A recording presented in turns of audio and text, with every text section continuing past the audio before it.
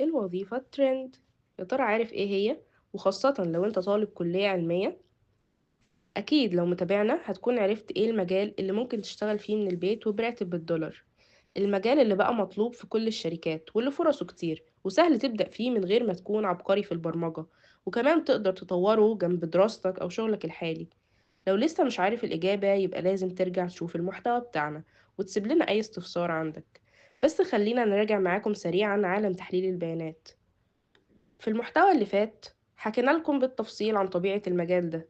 هو ببساطة بيخليك تفهم البيانات وتحولها لمعلومة تساعد الشركات تاخد قرارات أحسن. يعني دورك الأساسي إنك تخلي الأرقام تحكي حكاية مفيدة. وطبعا عشان تشتغل المجال ده محتاج شوية حاجات.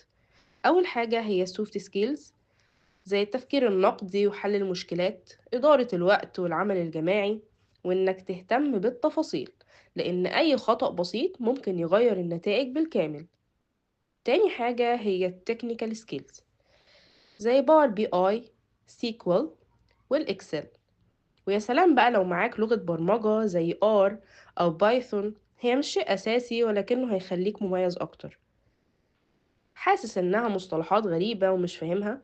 ودايما لما بتيجي سيرة تحليل البيانات بتسمع كلام غريب، زي داتا كليننج، داشبورد، وحاجات إحصائية زي ستاندرد ديفيشن وبي فاليو. والحقيقة رغم إن دي مصطلحات تبان صعبة ورخمة، ولكنها مهمة جدا. وإحنا من خلال محتوانا على خريج واعي قدرنا نشرح لك المصطلحات دي بشكل مبسط يناسب المبتدئين. وكمان قدرنا نوفر لك مصادر متنوعة عشان تقدر تحط رجلك على أول الطريق، وكمان تطور من نفسك لو أنت فعلا بدأت شغل في مجال تحليل البيانات، وتقدر تترقى من جونيور لحد ما تكون سبيشاليست، وتقدر تتعامل باحترافية مع البيج داتا.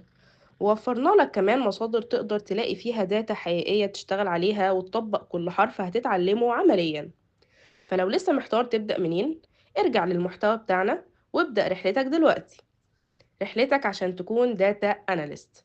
خليك خريج واعي وابدأ أول خطوة، وما تنساش إنك معانا هتفضل دايما سابق بخطوة. خريج واعي، مستقبلك في إيدك.